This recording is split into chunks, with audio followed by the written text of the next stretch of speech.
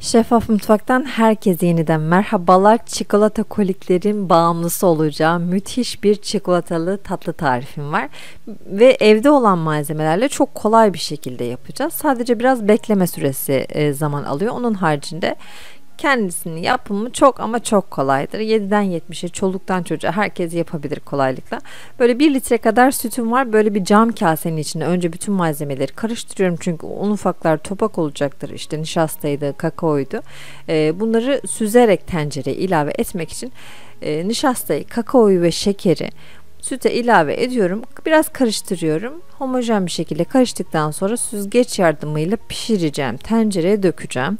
Ocağa alacağım. Ocakta muhallebi kıvamına gelene kadar pişireceğim. Şimdi bunu o kesmek için, yani o sert kıvamı verecek olan iki malzeme var. Birincisi nişasta, ikincisi çikolata ve tereyağı. Bu tereyağı ve çikolatayı içinde tamamen donduktan sonra, yani buzdolabında donduktan sonra kesilebilir kıvama geliyor. Böylelikle size kaşığa gelebilen ve kesilebilen çikolatalar yemiş oluyorsunuz.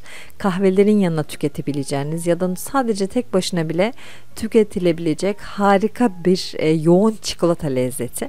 Gördüğünüz gibi ocağa aldım. Kolay bir şekilde pişiriyorum ve muhallebi gelene kadar pişirmeye devam edeceğim. Muhallebi kıvamına geldikten sonra ocağın altını kapatacağım. Bu kıvam yeterli olacaktır. Gördüğünüz gibi çok koyu bir kıvam değil. Çikolata ve tereyağı ile bunun kıvamını sertleştireceğiz. Bitter çikolata kullandım ben. İçinde bol bol süt olduğu için. Ve tereyağı kullandım. Sizler dilerseniz 1-2 kaşık krema da koyabilirsiniz bunun yerine.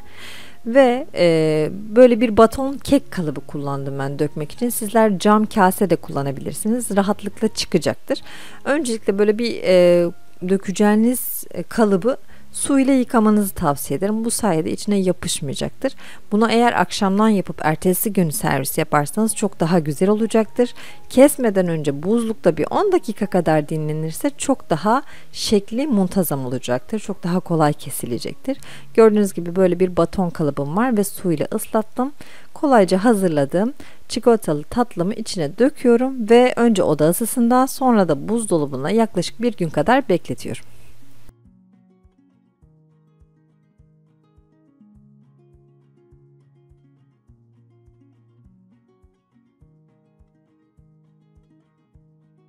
Sunum tabağımı hazırladım. Şöyle size tamamen donan çikolatalı tatlımı da göstereyim. 1 gün boyunca buzdolabında bekledi. 10 dakikada derin dondurucuda beklettim. Şöyle bakın, ters çevireceğim ve çok kolayca çıkacak. Hemen bırakacaktır suyla çalkaladığımız için.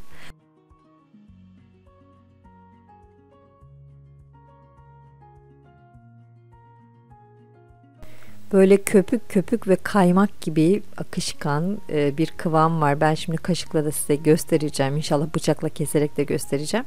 Üzerine yine kakaoyla süsledim. Sizler dilerseniz Hindistan cevizi ya da yeşil fıstıkla da süsleyebilirsiniz. O da çok yakışır. Şimdi şöyle bıçağınızı eğer bu dondurucuda bekletirseniz ocakta şöyle 1-2 dakika kadar ısıtın, daha rahat keseceksiniz.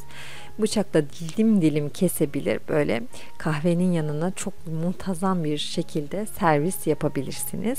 Ben şöyle kaşıkla size kıvamını da göstereceğim. Dediğim gibi o kadar lezzetliydi ki böyle her ağzınıza attığında sadece böyle çikolata yiyormuşsunuz gibi ağzınızda eriyip giden bir lezzet. İnşallah sizler de bu çok kolay, bu çok lezzetli tarifi dener ve beğenirsiniz. Beğenilerinizi bizimle paylaşırsınız. Bu ve bunun gibi birçok tarif için kanalımı ziyaret edebilirsiniz. Videolarımızı beğenmeyi, paylaşmayı, yorum yapmayı ihmal etmeyin. Yeni tariflerde görüşmek üzere. Hoşça kalın, afiyetle kalın.